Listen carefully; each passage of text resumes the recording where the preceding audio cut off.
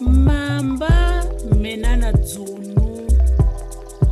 Dzunu cho ni cho chirana kalamu kubanda. Mboko kelo wa mamba. Dzunu Super. chantima chikote. Yes!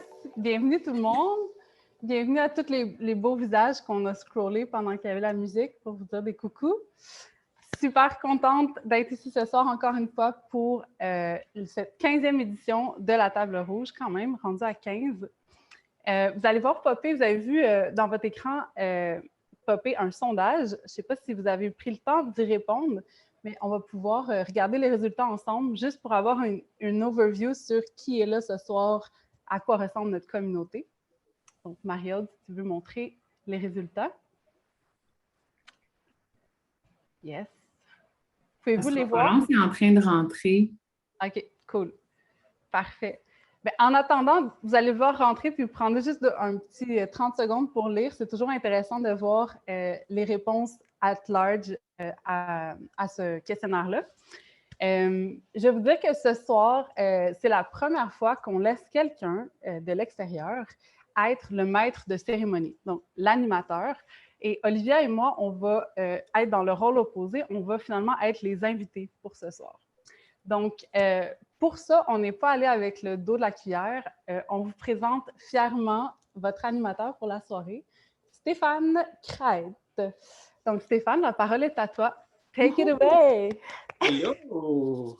Bonjour tout le monde. Vraiment, c'est le fun. Moi aussi, j'ai fait des petits Zoom scrolling, puis je reconnais des visages. Fait que ça me fait plaisir de savoir que je suis en terrain un peu connu. Puis j'avais un petit backflash. Et j'avais aussi quelques petites questions de curiosité, savoir combien d'hommes allaient se présenter. Puis je vois qu'il y en a plein, fait que je suis super content. Alors, peut-être un petit mot pour vous dire que initialement, je suis un grand allié et ami de Mme Lovary au complet. Donc, la preuve, c'est que j'ai le T-shirt. Attendez, je vais vous le montrer comme il faut. Je pense que je suis peut-être le seul homme à avoir ce T-shirt-là. Yes. Ça, c'est à l'époque d'une campagne de financement. Je pense que c'est au début, hein, quand vous commencez un des objets de la campagne de financement. Alors donc, ça fait que je suis un grand allié et ami de Mme Lovary depuis longtemps. On a fait plein de bons et de mauvais coups ensemble. Quand ils m'ont demandé d'être l'animateur du spécial homme, c'est certain que non seulement ça me tentait de par mon amitié pour elle, mais aussi pour la contribution sociale que ça pouvait représenter. Ça fait partie un peu de mes missions à la fois artistiques et pédagogiques, je dirais, de trouver comment oser aborder des sujets dont on ne parle pas beaucoup, comment éveiller les consciences, comment changer les perceptions. Fait que je trouve que je me sens au bon endroit, au bon moment. Donc, merci Erika, merci Olivia de m'avoir invité. Puis, il y a eu des questions qui ont été posées dans ce fameux sondage-là dont vous parlez. J'ai le goût d'y répondre un petit peu pour comme briser la glace. Mon premier souvenir pour moi, c'est très, très, très vague. Mon premier souvenir de menstruation, je pense qu'il y avait une serviette sanitaire dans la toilette. C'est ma mère qui avait quelque chose du genre. C'était un sujet un peu, pas tabou, mais on n'en parlait pas trop. Mais c'est plus intéressant pour moi la seconde question. Donc, comment ça s'est passé, mon lien avec ça, comment ça a évolué. J'avais une partenaire qui avait des syndromes prémenstruels vraiment extrêmes dans son caractère, puis je ne comprenais jamais qu'est-ce qui se passait. C'est comme, puis elle non plus, en fait. C'est quand après que ça arrivait, elle faisait « Ah, c'est parce que j'étais PMS. » Puis on avait eu des argumentations, on s'était pognés, puis ça arrivait après plusieurs mois comme ça. J'ai fait, il y a quelque chose de cyclique sur lequel on devrait porter notre attention. Puis j'ai attendu qu'on essaie de regarder ça ensemble pour faire un peu de prévention de ce moment-là qui arrive systématiquement, mais qui nous dépasse. Fait qu'on s'est mis comme à s'intéresser au cycle tous les deux en même temps. Ça a vraiment été comme super intéressant de faire comme OK, bon, mais il se passe ça, c'est de même que ça marche. OK, là, les symptômes qui étaient comme un enjeu pour nous, on le reconnaît, ils arrivent là. Donc, ça nous a vraiment aidé à comprendre comment on fonctionnait, puis ça nous a harmonisé. Fait que c'est devenu un sujet qui m'a fasciné et intéressé. Puis par la suite, j'ai été assez chanceux pour être entouré de gens qui étaient ouvert et qu'il n'y avait pas de gêne par rapport à aborder ces thématiques-là. Donc, puis je me suis retrouvé aussi dans des événements. Bon, le rituel fait partie de ma vie aussi, donc des événements rituels où on abordait ces thématiques-là, on comprenait davantage comment ça pouvait impacter autant les humeurs, la santé que les relations. Fait qu'on a vraiment, moi, en tout cas, ça m'a vraiment informé beaucoup. Puis, depuis ce temps-là, ben, c'est quelque chose que j'aborde dans mes dynamiques, dans mes relations, de savoir, bon, ben, t'es où dans ton cycle, comment ça se passe pour toi. Hier, je donnais un atelier, justement, puis il y avait une des participantes qui était un peu plus comme dans un état interne. Puis je dis, ça va, t'es correct? Elle dit, ben, j'ai commencé mes règles. Je dis, est-ce que as-tu besoin de quelque chose? Est-ce que tu as mal à un certain endroit où il faut faire attention parce que le corps allait être mis en mouvement? Fait que je suis comme content d'avoir cette facilité-là de pouvoir aborder ces thématiques. Ça, c'est mes réponses, mettons. C'est correct, Erika et Olivia, est-ce que je fais bien ça à date? C'est super. Yes. Alors, ça, c'était ma petite introduction, mais pour la suite, je vais davantage poser des questions à Erika et Olivia.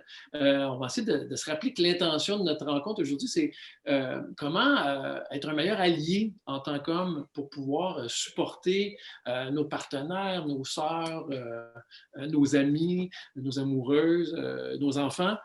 Donc, comment on peut créer un meilleur partnership là-dedans?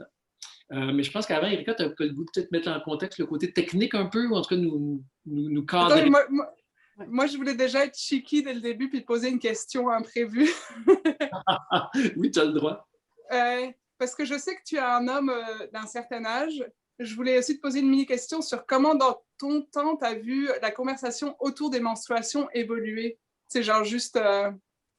Vraiment, c'est assez spectaculaire. Je te dirais que quand j'étais plus jeune, surtout entre hommes, c'était vraiment un sujet qui était davantage... On était tellement inconfortable qu'on en parlait plus comme quelque chose de risible. On toutes les expressions néfastes et péjoratives là, pour décrire le cycle menstruel.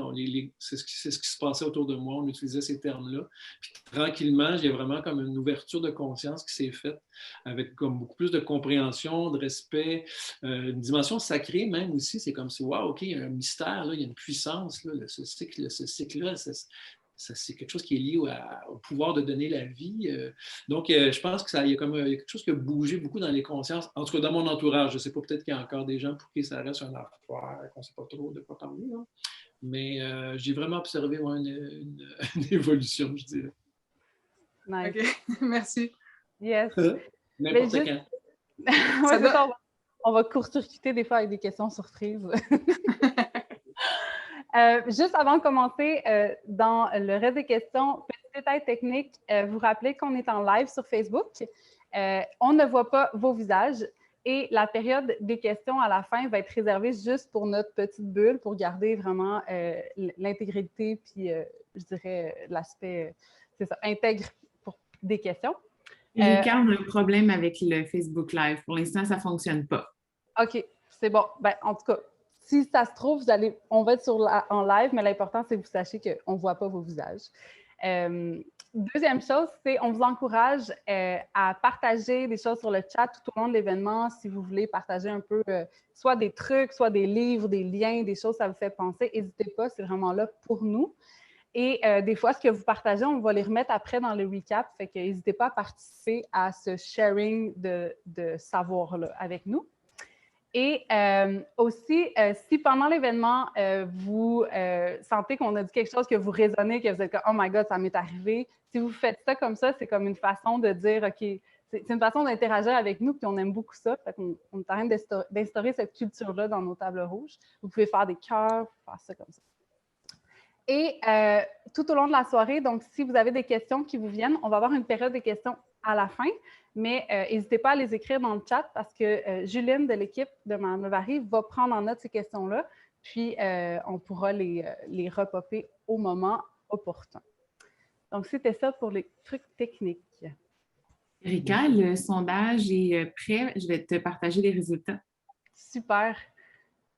Génial. Fait que vous allez voir apparaître les résultats. Vous pouvez regarder ça on the side pendant qu'on amorce le tout. Super. Ça paraît que c'est votre 15e table ronde. Table ronde, ça roule. OK. Là, pendant que vous parliez, je regardais un peu qui était là aussi, puis je trouve ça vraiment le fun de voir qu'il y a toutes sortes de diades ou de solos de genre. Donc, peut-être qu'il y a des informations là-dedans que certaines d'entre vous connaissaient déjà par cœur, mais j'aurais comme envie de vous dire, c'est comme les questions qui vont se poser, les échanges qui vont se faire avec les Madame Lovary. Ça peut être des bons outils de pratique pour vous aussi, de faire comme, OK, ça peut être des formes de réponses que je peux donner aussi. Dans une vie parallèle, je dirais, je fais beaucoup de travail aussi autour des funérailles, du travail autour de la mort. Puis je dis souvent aux gens à qui j'enseigne que je vois les gens comme des ambassadeurs. Je dis là, c'est un sujet dont on ne parle pas beaucoup. Fait imaginez-vous que vous êtes des ambassadeurs. Après ça, vous allez pouvoir parler de ça dans vos communautés, dans vos familles, avec vos amis. Fait que je pense qu'on pourrait carrément se dire la même chose. Vous voyez que vous êtes des ambassadeurs et des ambassadrices de cette thématique-là. Puis quand la table rouge sera finie, vous aurez des nouvelles armes pour pouvoir en parler à vos amis, amis E, amis EES, amis EX.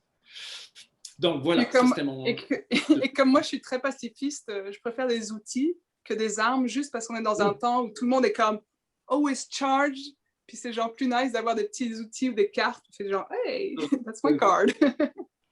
Une boîte à outils plutôt qu'une boîte d'armes. Une boîte à outils, oui. Un ambassadeur, de toute façon, c'est diplomatique généralement. Alors, je vous poserai mes premières questions. Je ne sais pas, vous déciderez qui veut y répondre et dans quel ordre, mais mettons qu'on part à la base. Là. Moi, ce que je comprends du cycle menstruel, c'est qu'il y a des cycles, il y a des étapes. En tout cas, il y en a 4, je pense. Pouvez-vous me les expliquer? Comment ça marche? C'est quoi les 4 phases, disons, du cycle menstruel? Yes, tout à fait. Je me lance pour cette question-là. Parce que je pense que vraiment, si les hommes comprennent ces informations-là, ça devient vraiment des Superman. J'ai l'impression que c'est un avantage. Tony Robbins dit un unfair advantage. Ça devient vraiment un avantage pour les hommes. Fait que ce que vous allez apprendre dans les 5 prochaines minutes, je pense que c'est vraiment des choses qui peuvent vous aider dans votre vie. Puis, if you get this, you're Superman. Donc, premièrement, oui, 4 phases du cycle. Les 4 phases du cycle, on peut les apparenter à des saisons. OK? Fait que je vais juste vous décrire brièvement les 4 phases avec un peu qu'est-ce que ça affecte dans le corps d'une femme. Donc, vous allez peut-être faire des liens avec votre blonde, votre soeur, votre coloc. Donc, le cycle menstruel, c'est bien plus que juste les menstruations. Et le cycle menstruel va affecter nos hormones. Qu'est-ce que ça fait que ça affecte nos hormones? Ça affecte non seulement notre niveau d'énergie, notre humeur, notre libido, la façon dont on va être plus ou moins outgoing, donc à l'extérieur. Ça va aussi changer la façon dont on se perçoit. Donc, si ça change la façon dont on se perçoit, ça change aussi la façon dont on perçoit les autres, surtout ceux qui sont proches de nous, donc surtout notre chum ou notre frère ou notre coloc. D'un point de vue plus visible, juste techniquement, des choses qu'on peut vraiment voir à l'œil nu, ça va avoir tendance à changer l'apparence de notre peau. Donc, des fois, une poussée de boutons qui arrive de façon cyclique, ça a un lien avec ça. Ça va changer aussi nos seins, donc plus ou moins gonflés, la brillance de nos cheveux, la brillance de notre peau, parce que les hormones font beaucoup de choses dans le corps. Et évidemment aussi, les sécrétions vaginales vont changer durant le cycle menstruel, donc durant le mois. Bref, il y a un paquet de changements qui se passent. Donc, on commence avec la période qu'on connaît peut-être la mieux, qui sont les menstruations. Les menstruations, on va dire que le jour du cycle, le jour 1 du cycle, c'est la première journée où la femme a des saignements. Donc, c'est là qu'on commence à compter jour 1. Quand quelqu'un, je t'interromps un peu, Erika, donc quand quelqu'un dit « Ah, je suis dans mon 12e jour », c'est vraiment, c'est le calcul se fait à partir du premier jour où le sang commence. Finalement. Exactement. Le premier jour du saignement, on le calcule comme le jour 1. Donc, super. Ça, c'est un truc technique à savoir. Et puis moi, juste pour rajouter un petit détail aussi, c'est que souvent le jour 1, oui, c'est le début du saignement, mais c'est aussi le début du nouveau cycle où il y a un ovule qui va commencer à recréer, recheminer dans les pompes et revenir pour être fécondé. Donc c'est comme, oui, il y a comme les menstruations, puis en même temps, il y a la recréation le début de recréation de la vie. Exact, c'est simultané. C'est comme on laisse aller quelque chose, mais en même temps, la vie est déjà en train de se créer. Donc, il y a quand même il y a quelque chose qui se passe dans notre corps qui va au-delà de ce qui se passe dans notre vie à l'extérieur. Donc, les choses que je trouvais intéressantes de vous nommer pour que vous sachiez, c'est que c'est une période qui, of course, va être vécue différemment pour chacune. Mais de manière générale, c'est un moment où on va se sentir plus en introspection. C'est un moment où notre corps est en train de processer un genre de laisser-aller. Parce que biologiquement, c'est un moment justement de laisser aller, puis où on est plus sensible à la douleur et au bruit intense. Parce que c'est comme si nos 5 sens sont tellement ouverts que tout est plus intense.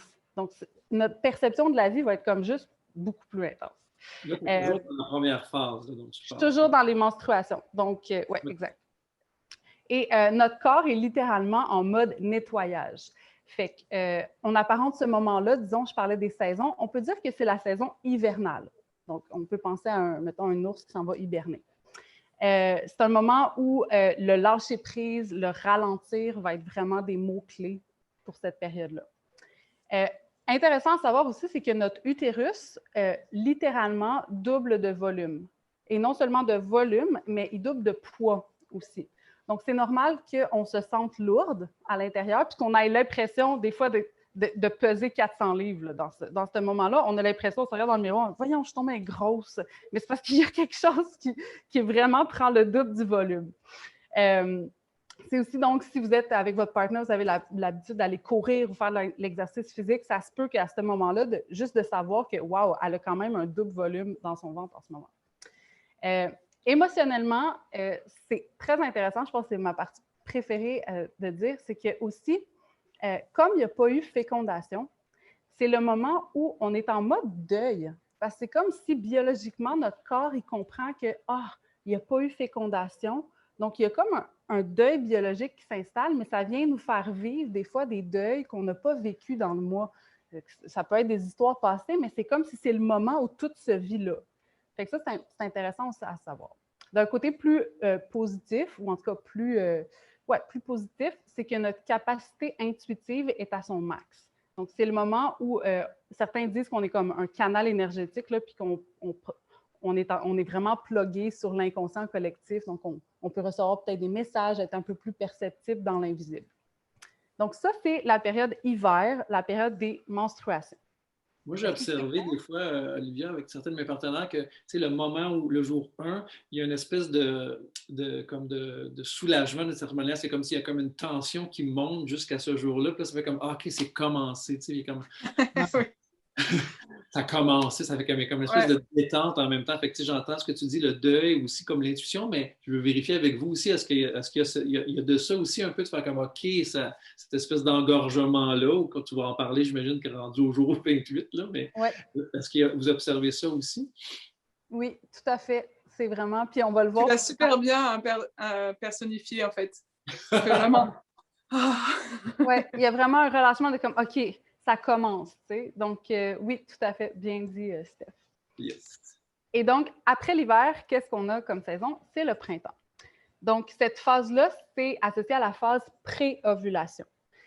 C'est vraiment un moment le mot-clé, là, c'est renouveau. Imaginez-vous un bourgeon qui sort ou un oisillon qui sort de sa coquille là, après l'éclosion. C'est une période où on va être beaucoup plus dynamique, beaucoup plus efficace, avec une confiance en nous qui va comme être renouvelée. Les mots-clés, c'est ça, c'est vraiment printemps, on est outgoing, c'est comme « it's happening ». Ça, c'est vraiment la phase pré-ovulation. Ensuite vient l'été. Donc, l'été, c'est la phase d'ovulation. Pour ceux qui ne savent pas, juste l'ovulation, là, ça ne dure que 24 heures, mais la phase de l'ovulation, autour de ça, on peut dire qu'elle dure 3-5 jours. Et ce qui arrive à ce moment-là, de la phase d'ovulation, c'est que là, c'est le taux d'estrogène qui est à son max.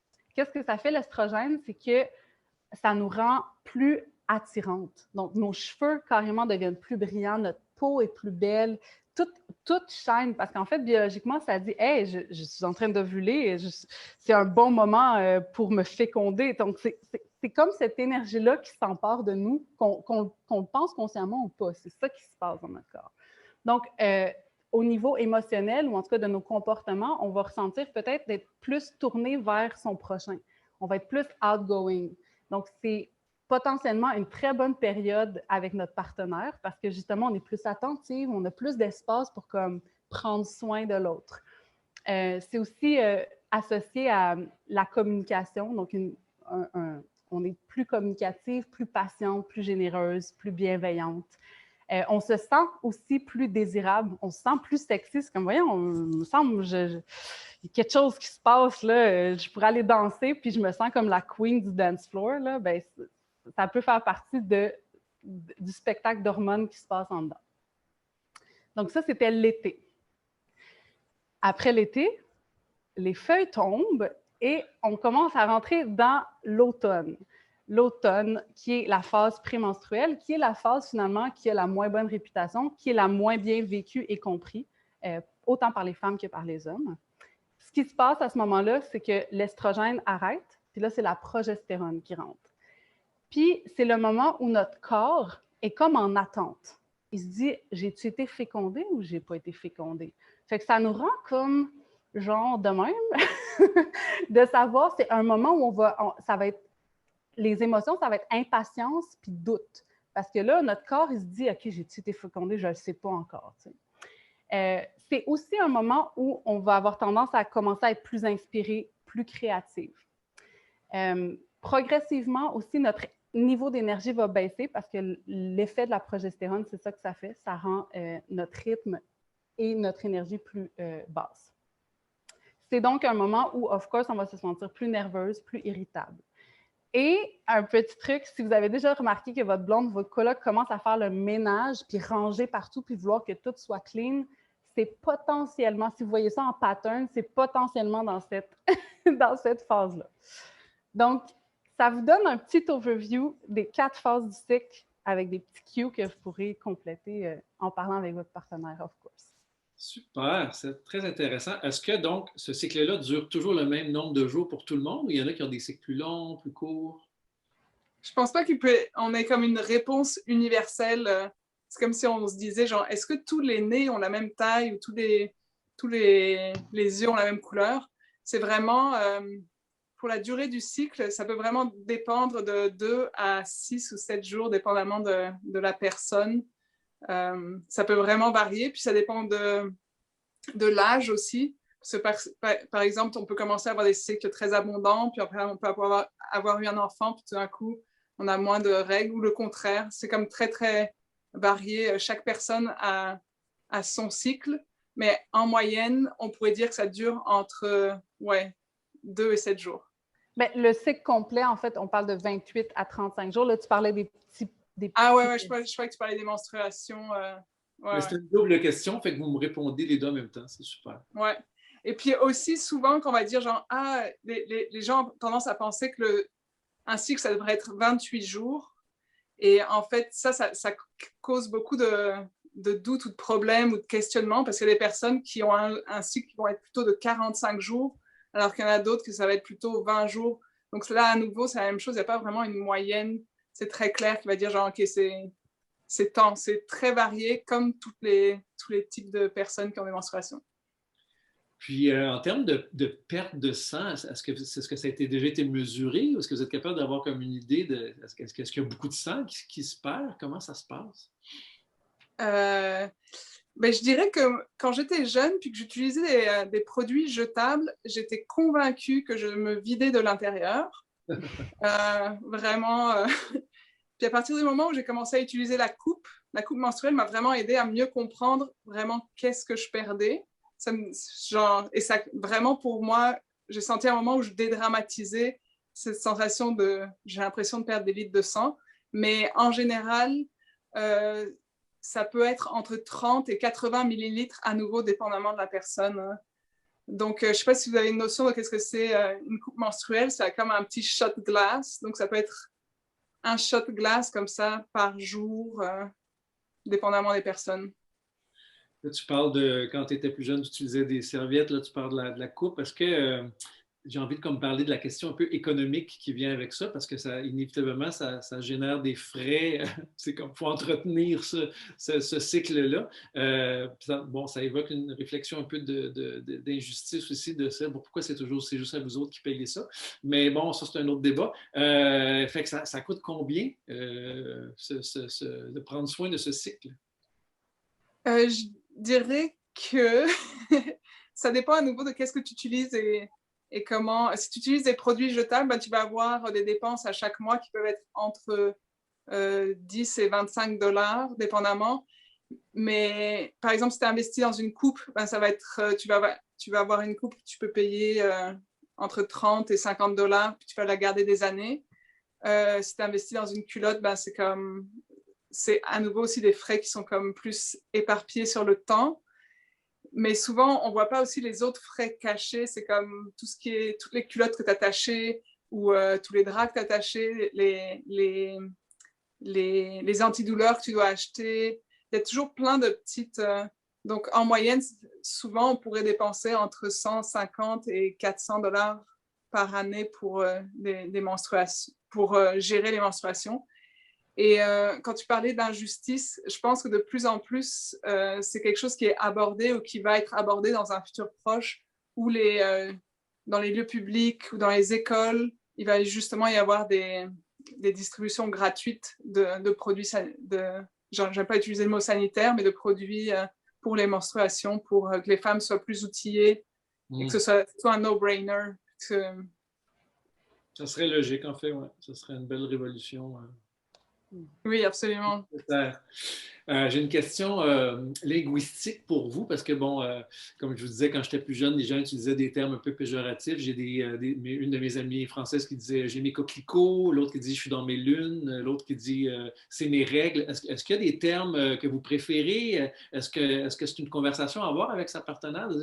Quel mot t'aimerais que j'utilise ou quel mot je ne devrais pas utiliser pour définir qu'est-ce qui est en train de se passer? Ok, moi j'ai mes coquelicots, je trouve ça extrêmement cute. Je peux te l'apprendre. Mais je pense que vraiment, moi, c'est aussi une question que je me pose personnellement parce qu'on parle beaucoup de ça. Puis à chaque fois que moi, je me sens plus à l'aise en utilisant le mot lune, mais parce que j'ai toujours l'impression que règle, ça fait un peu comme très carré. Puis menstruation, ça fait un peu trop brainy alors que tout se passe entre les jambes. Donc, moi, j'inviterais dans une condition de couple ou de famille, de trouver des petits mots cute pour décrire ce moment-là du mois. Ça permettrait aussi de dédramatiser puis de démocratiser le phénomène. Moi, j'aime bien aussi être dans les lunes, c'est celui que j'utilise, ou j'ai mes règles.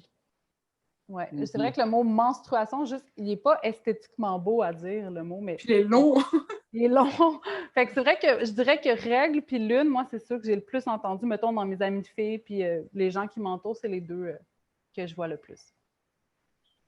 Ben, moi, en tout cas, j'ai envie de le poétiser quand je suis avec des gens qui disent je suis dans ma semaine. Je trouve ça, qu'on dirait que c'est comme si ça aplatit l'expérience, alors que je sens qu'il y a tellement, à vous entendre parler, il y a tellement comme de mystère, puis de connexion justement interne, d'inspiration, c'est lié au cycle menstruel, au cycle de la lune. On dirait que c'est comme s'il y a un désir de le poétiser justement. Fait que les lunes, je trouve ça beau. Ouais. Mm-hmm. Bon, c'était mon petit moment éditorial. J'aime bien cet interlude parce que c'est vraiment aussi beaucoup de personnes pensent que le cycle menstruel peut se réaligner avec la lune, que parfois on peut avoir des moments où on est menstrué quand c'est plutôt la pleine lune, puis d'autres moments où c'est la nouvelle lune. Donc, ça peut arriver qu'on est vraiment synchro avec la lune aussi, donc c'est vraiment le fun. Alors, si on se dit que notre intention aujourd'hui, là, c'est de voir comment on peut être des meilleurs alliés, là, peu importe qu'on soit un père, un amant, un coloc, comme vous dites, c'est quoi les choses à faire ou à ne pas faire? Est-ce qu'il y a des choses à ne pas dire, par exemple, ou est-ce qu'il y a des attitudes à éviter? On va commencer par les don't, on fera les do après. Oui, je dirais que les don't, c'est comme Erika décrivait quand on arrive dans un stade où on est un peu, le stade qui a un peu la mauvaise réputation, parce qu'évidemment, tout le monde adore la sexy superhero can do everything. C'est souvent dans les stades où on est genre prémenstrué et menstrué qui sont les plus comme difficiles comme à gérer. Puis dans ces stades-là, on est souvent très irritable. Mais c'est irritable parce qu'on a une sorte de super clarté aussi. Et donc, c'est ça, c'est d'éviter des mots genre péjoratifs ou des termes condescendants, du genre, ah, ben là, elle doit être sur ses lunes. C'est genre, ah, elle dit n'importe quoi. Parce qu'en fait, ce qui est vécu à l'intérieur de nous, c'est vraiment c'est des émotions qui sont très fortes, puis qui sont vraiment ressenties par la personne. Puis quand on a le sentiment d'être dénigré, ça renforce, c'est comme ça renflamme ce sentiment d'autres choses, ouais. Ouais. Puis sérieusement, j'ai réfléchi au faux pas, genre, ouais, c'est ça, c'est juste une fois qu'on a l'information, c'est de considérer ça, puis de prendre en compte que la personne vit des émotions intenses, puis que c'est correct aussi.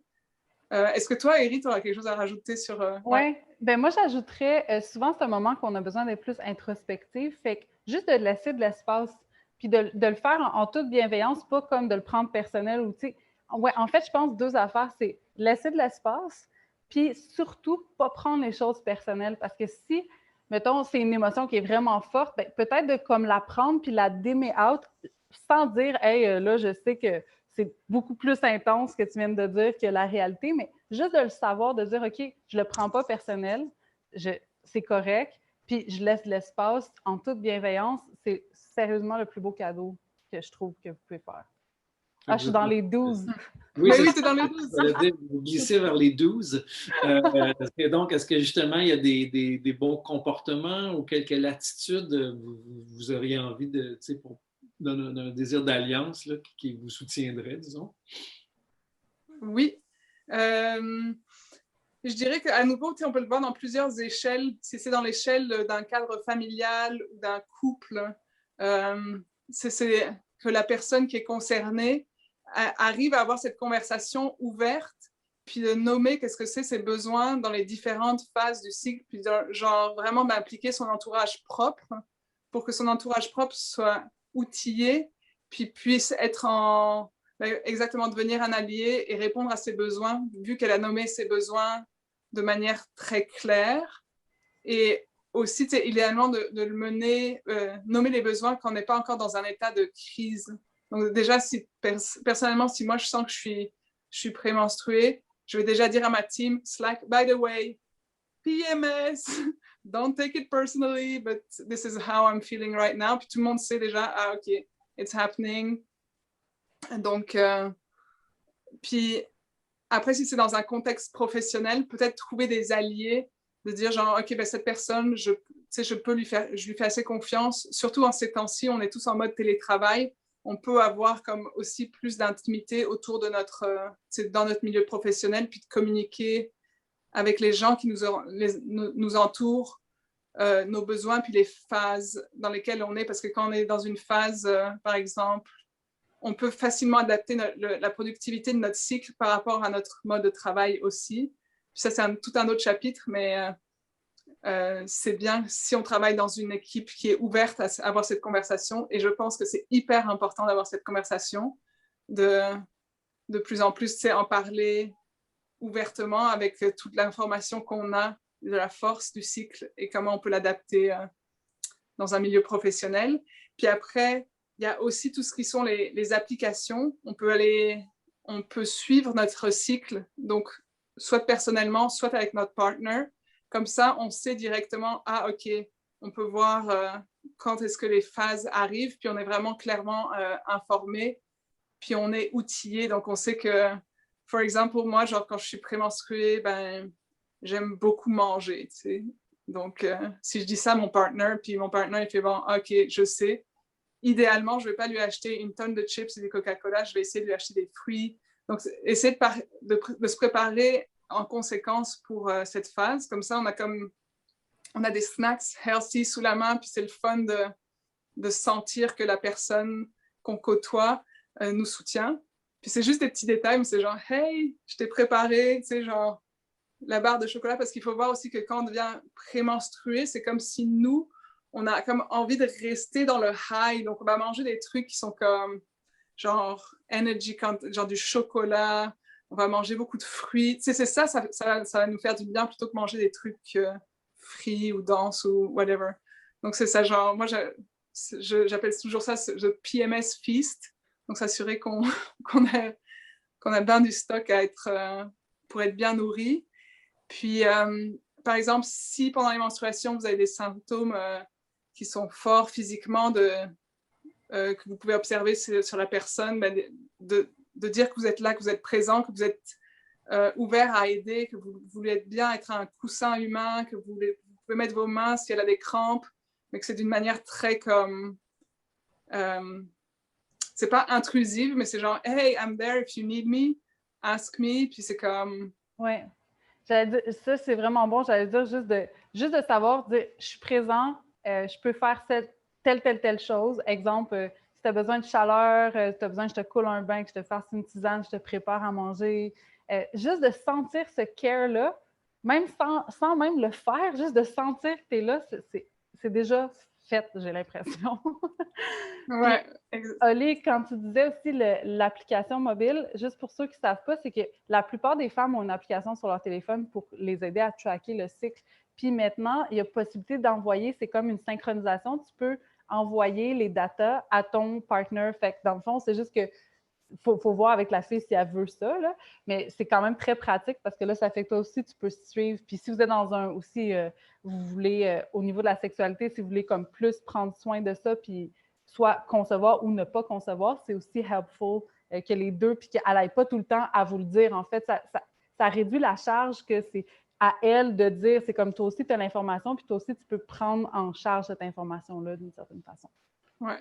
Puis, comme tu as ouvert le mot charge, ça m'a fait penser aussi, c'est bien aussi dans ce temps-là du cycle d'être disponible à enlever les charges, justement, que ce soit des charges physiques ou mentales ou des tâches à faire aux femmes, parce que c'est toujours des moments plus difficiles où on a besoin de ce moment d'introspection pour justement se reconnecter avec nous-mêmes. Puis après, j'invite aussi toutes les personnes qui sont ici présentes de toujours avoir cette ouverture de parler des menstruations de manière positive, parce que je pense que Stéphane, toi, tu le disais au début, on voit vraiment que les choses évoluent, puis plus on est proactif dans une évolution positive en disant genre, si tu entends quelqu'un, que vous soyez entre amis, entre chums, entre femmes, et que c'est des propos autour des menstruations qui sont comme un peu bof, de ne pas hésiter à dire genre, hey, by the way, d'intervenir de manière pour continuer petit à petit à briser le tabou autour des menstruations, parce que plus on en parle, plus on s'instruit, plus on va fly high. Super! Wow! OK, c'était une masse d'informations. Comment ça se passe, le public? J'ai comme envie de voir vos mains ou tout ça, comme si ça se passe bien, vous digérez bien tout ça. Moi, j'apprends plein d'affaires. Je vois plein de questions qui apparaissent aussi dans le chat box. Sachez qu'on va y répondre un peu plus tard aussi. On va pouvoir prendre le temps pour les regarder. Olivia, Erika, je pense que tu voulais dire quelque chose. J'étais comme Non, moi, je suis all good. Ben, moi, je voulais dire quelque chose parce que j'ai vu que ma maman était là, puis je voulais juste te faire t'envoyer plein d'amour parce qu'elle est en Europe, puis ça me touche. Oh, bonjour! Oh. On est content. Je l'ai déjà vu une fois dans un petit Zoom familial. Ben, je vais te laisser absorber l'émotion, Olivia, je vais parler un petit peu. Ben, il y a des choses, des choses qui ressortent de ce qui a été nommé pour moi, c'est l'importance de la communication, c'est-à-dire que si, comme homme, je ne suis pas au courant de c'est quoi tes besoins, c'est quoi tes réactions, c'est quoi tes comportements, c'est quoi tes réflexes, c'est quoi tes réflexes de te cacher, c'est quoi si je ne sais pas ça, je ne peux pas t'aider. Donc, c'est vraiment, pour moi, je trouve qu'il y a vraiment une communication super importante pour qu'on puisse, ce partnership-là dont vous parlez, cette alliance-là, peu importe, là, je n'arrête pas de le dire, mais qu'on soit de coloc à amoureux, ou les deux, peut être un coloc amoureux aussi, que cette discussion-là puisse se passer sur les deux niveaux. Sinon, c'est certain que j'ai l'impression qu'on peut tourner à vide les deux. C'est un peu le cliché de faire, ben, Tu comprends pas que j'ai besoin de telle affaire? Ben non, tu me l'as pas dit. Tu sais, comme, fait que cette espèce de cliché-là, comment le déjouer, c'est de faire, ben voici, parle-moi donc de tes menstruations, comment ça se passe, tu sais, c'est quoi tes besoins, c'est quoi tes défis, c'est quoi tes réflexes, tu sais, puis qu'on puisse amorcer une discussion. Moi, je trouve que ça pourrait être une bonne piste. Oui.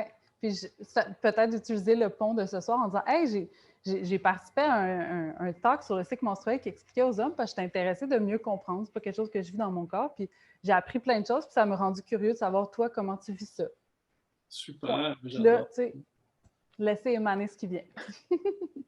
On a abordé très, très succinctement tantôt, Erika, la question de la sexualité. J'ai le goût qu'on en parle un petit peu plus.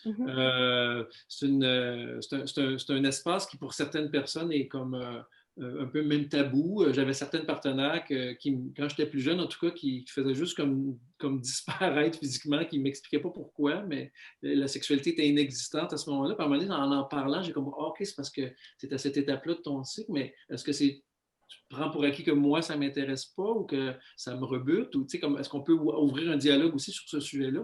Donc, comment ça marche, avoir des rapports sexuels durant cette période-là? C'est oui, c'est non. C'est quoi votre opinion là-dessus? Super. Bien, d'abord, pour répondre à cette question-là, j'aimerais juste mettre quelque chose hors... déjà, régler une affaire. C'est, est-ce qu'il y a des risques à faire l'amour pendant les règles? D'abord, juste risque au niveau de la santé. La réponse, c'est non. Le sang menstruel, c'est pas toxique, c'est pas néfaste pour la santé. Cela dit, c'est vrai que les risques d'infection transmissible sexuellement, donc les ITS de ce monde, sont un peu plus élevés. Pourquoi? À cause des petites lésions utérines qu'il peut avoir pendant qu'on a nos menstruations. Donc, si vous êtes avec un partenaire depuis longtemps et que vous êtes testés les deux, bien, il n'y a pas de risque. Mais par contre, si vous avez des relations sexuelles avec des gens, le condom reste le meilleur ami si vous voulez faire l'amour pendant les règles. La deuxième chose, je pense, qui est importante d'aborder, c'est est-ce que tomber enceinte pendant les règles, ça se peut-tu? La réponse, c'est oui, malgré que les chances soient faibles, sont toujours présentes. Pourquoi? Parce que juste les spermatozoïdes sont têtus et ils peuvent se cacher dans les cavités et survivre jusqu'à l'ovulation. Donc, l'ovulation, tantôt on parlait des jours, là, jour 1, je commence à saigner. Environ, comme on sait que tout le monde est différent, mais environ jour 14, j'ovule. Donc, si je fais l'amour le jour 1, bien, le spermatozoïde, il y a des chances très faibles, mais qui restent jusqu'à l'ovulation. Encore une fois, donc, le condom serait notre meilleur ami si on ne veut pas concevoir. Un truc qui peut être quand même intéressant, c'est comme la période est différente pour chaque, si vous savez que votre partenaire a un cycle très court, bien, vous avez encore plus de chances que si vous faites l'amour pendant les règles, qu'il y a une chance de concevoir. Si votre partenaire a un cycle qui est plus long, peut-être moins de chance. Donc, c'est peut-être juste quelque chose à savoir, OK, son cycle à elle, d'habitude, ça ressemble à quoi? Es-tu régulière? C'est combien de jours d'habitude? Donc, ça, ce seraient les deux petits trucs, des fois, santé, risque, concevoir. Après, si on rentre un peu plus dans est-ce qu'il y a des avantages à faire l'amour pendant les règles, on en a relevé quelques-uns. D'abord, le sang peut agir comme un lubrifiant naturel, juste basic, là, back to basic. Puis que les relations sexuelles soulagent les douleurs et le stress. Et ça, c'est vraiment vrai. Le fait d'avoir un orgasme va générer des endorphines qui sont des puissants antidouleurs, genre les Advil de ce monde ne font pas compétition à un orgasme. Aussi, ça peut réduire la période de saignement. Le fait d'être active sexuellement pendant nos menstruations va avoir tendance à raccourcir notre cycle. Et aussi, une autre chose qui est quand même intéressante, c'est que ça augmente l'intimité avec notre partenaire parce que, veux pas, c'est nouveau, c'est quelque chose d'encore plus personnel, il y a quelque chose d'une profondeur. Puis, plusieurs femmes vont reporter avoir quand même une libido assez grande pendant leur menstruation. Donc, les deux pics, là, on parlait du cycle menstruel tantôt, autour de l'ovulation, la libido va avoir tendance à être plus intense, obviously, mais il y en a beaucoup qui ont une libido intense aussi dans les menstruations. Donc, c'est le fun de pouvoir profiter de cette vague-là, disons, et de ne pas juste comme couper complètement. Donc, voilà. Ouais. Je voudrais juste, je me rends compte que puisque c'est un spécial homme, on fait vraiment une conversation très hétéronormée. Là, dans ce contexte-ci, on parle vraiment comme de la sexualité hétéronormative, mais on imagine aussi très bien que ça pourrait être une autre conversation à avoir de quoi a l'air la vie sexuelle d'un couple de femmes en ce période-là, mais ce n'est pas le sujet de notre conversation aujourd'hui. Je veux juste dire que ça existe dans la vie aussi. Merci. Comment on peut aborder cette conversation-là avec notre partenaire si, parce qu'il y a je pense qu'il peut y avoir certains hommes qui aiment ça, qui adorent, qui trouvent ça le fun. C'est comme tu dis, Erika, que ça crée plus d'intimité. Puis il y en a d'autres qui peuvent avoir une espèce de résistance ou comme une perception que c'est pas correct, ou peut-être même une répulsion. Fait que comment on aborde cette thématique-là dans une intimité? Bien, d'abord, encore une fois, la communication, peut-être, je ne sais pas que ça vienne de la femme ou de l'homme. Mettons, vu qu'on s'adresse à des hommes, peut-être ça serait d'ouvrir la porte en disant, dans ton cycle, est-ce que c'est quelque chose que tu as déjà vécu, d'avoir des rapports sexuels? Est-ce que tu te sens plus avec de libido ou moins de libido? Est-ce que tu préfères pas ou est-ce que tu auras envie d'essayer? Juste aussi d'une façon playful, j'ai l'impression, avec un peu de jeu. Puis on peut l'essayer, parce que le cycle menstruel, l'abondance des règles est souvent plus au début, donc les 2 premières journées, mais après, ça devient de plus en plus léger. Donc, on peut choisir les premières fois qu'on le fait, on peut choisir des journées où on saigne moins. Donc, déjà, c'est moins spectaculaire comme peut-être comme résultat. Ça m'amène à dire aussi, il y a des petits conseils et des petites choses que je pourrais dire juste pratico-pratique à quoi penser si on veut se lancer dans l'aventure.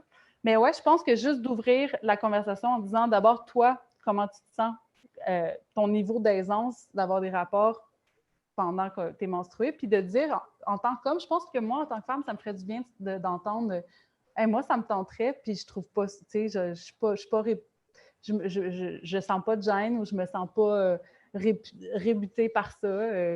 J'aimerais ça, tu sais. Mais c'est ta décision. Fait que juste comme que ça vienne de l'homme qui me dit « Hey, ça serait correct d'avoir du sexe pendant que tu es menstruée. » Juste ça, moi, ça me fait « OK, je vais y penser, puis je suis plus ouverte. » Puis juste avant que tu répondes à ces questions-là de quelques trucs, comme tu dis, Erika, je veux juste rappeler aussi que c'est un cliché d'imaginer que la sexualité implique automatiquement la pénétration. Donc, on peut avoir une vie sexuelle avec plein d'activités qui ne sont pas liées aussi à la pénétration vaginale. Donc, oui, exactement. C'est une belle période pour expérimenter du slow love. Ça peut être aussi juste rester habillé. Il y a tellement de sensualité puis de sexualité qui peut se vivre, même habillé. Et ça peut être aussi un beau build-up pour quand, je sais pas, les menstruations sont finies. Bien là, c'est comme, ça rajoute une couche, donc, je dirais, ou une teinte de couleur dans le jeu des possibles de la sexualité avec un partenaire. Alors, quelques conseils, Erika, pour Olivia. Yes. Fait que des petits conseils, bien d'abord d'en parler, on en a parlé, puis vraiment ouvertement, honnêtement, sans jugement ni pression, puis de respecter nos limites respectives. Bon, préparer le terrain de jeu. On va s'entendre, là, c'est peut-être pas le best d'essayer ça, genre en camping, quand t'as pas accès à l'eau, dans un sac à couchage, puis c'est comme quand c'est un peu sketch, tu sais. Si on veut faire ça, je pense que c'est bien que ce soit dans une chambre, tu sais, qu'on aille nos outils. Quand je parle d'outils, ben, je pense que des serviettes de couleur foncée, de juste rajouter ça sur le lit est une bonne option. D'avoir des débarbouillettes aussi humides proches pour pouvoir, ça peut être pertinent. La douche et le bain aussi, je veux dire, c'est quand même le sang menstruel, normalement, a tendance à arrêter quand on est dans l'eau. Donc, ça peut être aussi des endroits qu'on peut explorer. Aussi, bon, faites preuve d'imagination, comme disait Steph, la pénétration, c'est pas la seule option. Donc, d'explorer d'autres choses. Et un petit outil qui était intéressant, j'ai trouvé ça, je n'étais même pas au courant. Il existe maintenant un gadget qui s'appelle Flex, que les gens achètent carrément.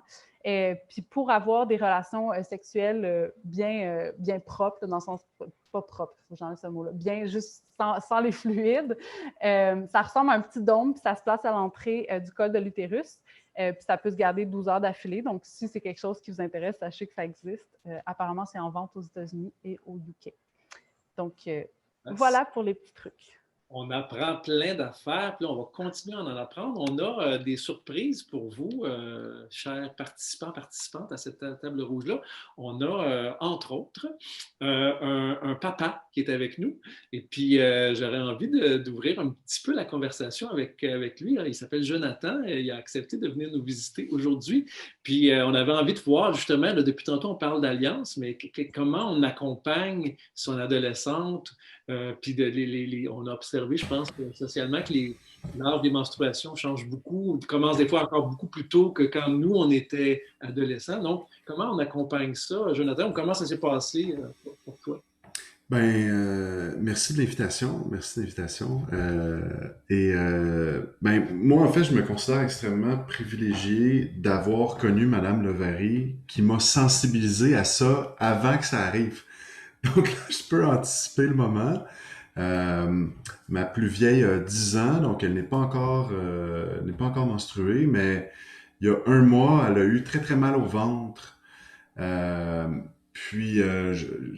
venais de voir une publication là, d'une entrepreneur qui parlait de ses règles, des extrêmes douleurs. Fait que je me suis dit, c'est peut-être ça qui se passe. Donc, on a écouté des vidéos YouTube sur la situation ensemble. 2 vidéos, il y en a un qui c'était 100 femmes de différents âges qui racontaient leur première fois. Puis donc, même moi, en tant qu'homme, j'apprenais des choses. Un des éléments qui a été nommé à plusieurs reprises, c'était le fameux inconfort du pantalon taché. Puis moi, je me souviens, je partage ça, là, on est en famille, là, mais en première année, ma prof m'avait dit « Tu peux pas aller aux toilettes ». Puis je me suis retenu jusqu'à temps que je me dise « Ah, juste un peu ». Puis là, finalement, je me suis échappé. On m'en a parlé jusqu'en 6e année, OK? Fait que là, je me dis « Ok, t'es une fille, t'es au secondaire, puis là, tu tâches ton pantalon. Genre, j'ai pas le goût que ma fille ou mes filles, j'ai deux filles et un garçon, vivent ça. » Puis l'autre chose qui a été mentionnée dans une autre vidéo, c'était une famille de catholiques, puis il en avait jamais parlé. Fait que la fille, quand elle a eu ses menstruations, elle pensait qu'elle était en train de mourir.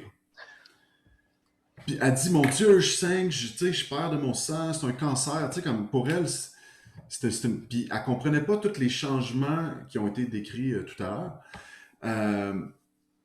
Puis là, je me dis, wow, on est chanceux d'être à une époque où, avec un simple vidéo, je suis capable d'outiller ma fille et moi en 15 minutes, alors que mes parents n'ont pas nécessairement... Mes parents ont parlé de menstruation, là, mais mon père a 60 ans, je pense qu'il vient comme d'une époque où c'était pas un sujet de conversation fluide. Puis j'essaie d'incarner autre chose, puis je suis séparé, donc j'ai la maman de mes 2 premiers, puis ma conjointe, puis je sais qu'elles en parlent naturellement, moi j'en parle, donc je sais qu'elles sont sensibilisées aux implications, puis je sais aussi que mon fils entend les conversations. Donc il y a quelque chose que je trouve aussi d'intéressant là-dedans. Est-ce que tu sens que c'est un effort, Jonathan, pour toi de faire bon, OK, ou que tes filles feraient comme oh papa, que tu es un peu le cliché adolescent, là, genre qu'on ne peut pas en parler, ou tu sens qu'il y a une ouverture des 2 côtés? De mon côté, parce que ça s'est fait progressivement, puis parce que je suis un gars sensible, moi je me sens confortable, puis d'être entouré de femmes et d'hommes, merci Stéphane et Mathieu, qui normalisent le discours, ça me rend de plus en plus normal. Et là, je vous donne une deuxième révélation. Je travaille en entrepreneuriat, je suis dans 5 incubateurs, puis je donne des présentations en classe, et dans toutes mes présentations, j'ai une slide sur Madame Levary, et dans toutes mes présentations, je parle de menstruation, et je me fais un plaisir de le nommer, en disant qu'on peut utiliser ça pour amener d'autres conversations. Tu sais, oui, il y a un produit derrière Madame Levary, mais c'est pas ça votre proposition de valeur. Tu sais. C'est la conversation qu'on a en ce moment, c'est la transformation culturelle. Puis... Ça, c'est un bon ambassadeur. Ah oui, tout à fait. T'es engagé, Joe. Ouais, merci, Jonathan. Puis peut-être qu'il y aura des gens qui auront des questions à te poser plus directement quand on ouvrira les questions de tout le monde. Mais je trouve ça super de t'entendre. Je trouve ça beau, humain, simple, franc, vrai. C'est très inspirant. Ouais. Merci. Puis on a une deuxième surprise masculine. Jonathan l'a nommé, il a dit Mathieu. Mathieu Lippé est avec nous. Bonjour Mathieu. Oh, voilà, bonjour. Et, Mathieu, j'ai envie de te demander, bon, tu vas nous offrir, c'est comme si tu étais l'invité artistique, tu étais l'invité spécial, tu vas nous offrir un volet artistique de notre soirée, mais juste avant, j'ai le goût de te demander, t'entends tout ça depuis tantôt, quel est toi ton rapport à ce moment particulier dans le cycle féminin? Wow. C'est vaste comme question. Quel est mon rapport à quelque chose d'aussi comme variant, mais comme toutes les saisons? Mais je pense que j'ai une bienveillance avec une part d'ignorance. C'est beau. Un beau mélange Je pense qu'à bien des égards, des fois, je peux être attentif à ça, puis des fois, je peux complètement oublier que ça se passe à ce point-là intensément dans le corps d'une personne. C'est comme, vu que c'est pas une réalité que je peux vivre, des fois, je prends même pas ça comme une possibilité. Fait que je trouve ça le fun d'écouter ça ce soir, ça me ramène à ça. Je trouve ça intéressant que tu dises ça parce que ça me fait penser au syndrome du poisson rouge que nous, les femmes, même si on vit le cycle, à chaque mois, on oublie. Si on n'est pas genre comme aware, c'est genre, tout d'un coup, on est genre, oh shit, it's that day again, where I'm gonna kill someone. Ou genre un peu moins extrême, mais... Ouais. Il y a plein de choses là, que je pourrais dire là-dessus, dans le sens comme là, je suis partie de ça, mais en même temps, il y a un côté fascinant. J'ai toujours été quelqu'un que je trouve ça intriguant. Comme je me suis toujours intéressé de t'en es où, avec mes partenaires, t'en es OK, c'est quoi, puis j'aime beaucoup ça me tuner avec ça. Puis en tout cas, Olivier, tantôt, t'en parlais un peu, mais du rapport avec la Lune, si l'ovulation arrive à la pleine lune ou à la lune noire. En tout cas, moi, je serais vraiment curieux de voir qu'est-ce que vous avez observé par rapport à qu'est-ce que ça change pour vous, ça, parce que j'ai observé des choses, mais c'est toujours de l'extérieur, puis je prends pas des notes nécessairement. Je suis pas en mode documentariste pour ça. Mathieu, tu as plein de talents. Entre autres, tu slams. Et là, je pense que c'est quelque chose de cet ordre-là que tu as envie de nous offrir. Oui, c'était ça. Je sais pas, mais là, je te laisse nous présenter le volet artistique de cette table ronde. Alors, chère Madame Lovary, honnêtement, depuis le début de la journée, depuis 2 jours, depuis que je sais que je vais te parler, Madame Lovary, honnêtement, je me demande bien ce que je peux t'apporter. J'ai pensé t'apporter des fleurs de mots, j'ai pensé t'apporter des phrases très hautes, j'ai pensé à de l'humour rouge. J'ai presque tout fait. Je me demande même encore ce que je fais ici, Madame Lovary. Je suis ici peut-être parce que j'aime, je t'aime, je nous aime. Peut-être que je suis ici parce que j'aime danser, c'est ça. Je suis ici parce que j'aime danser avec toi, l'étoile, une toile. Tu es une toile que jamais un peintre ne pourra finir parce que tu es une nature vivante, pas une nature morte. Une nature dans le sens étymologique du mot nature qui vient de natus, qui veut dire ce qui naît, parce que tu nais tout le temps. Tu n'es pas rien d'autre que la beauté qui m'apprend à me mouvoir, à m'émouvoir avec le mouvement du monde qui bouge en toi parce que bouger avec toi, c'est ça. Je suis ici parce que j'ai envie de bouger. J'ai envie de bouger avec toi. J'ai envie d'apprendre à danser. J'ai envie d'apprendre le monde à travers toi, à apprendre les paysages, parce que tu es comme une rivière douce et rugissante, Madame Lovary, grandissante. Sens-tu toi aussi cette reliance que tu as avec le paysage? J'ai l'impression d'être le point fixe et de voir tourner autour de moi des milliers de nuages, des oiseaux qui migrent, des pays que je ne connais pas encore, des tempêtes, des saisons. J'ai l'impression d'être ce point fixe qui t'admire à chaque jour que tu tournes autour de moi comme un grand tourbillon. Le sens-tu?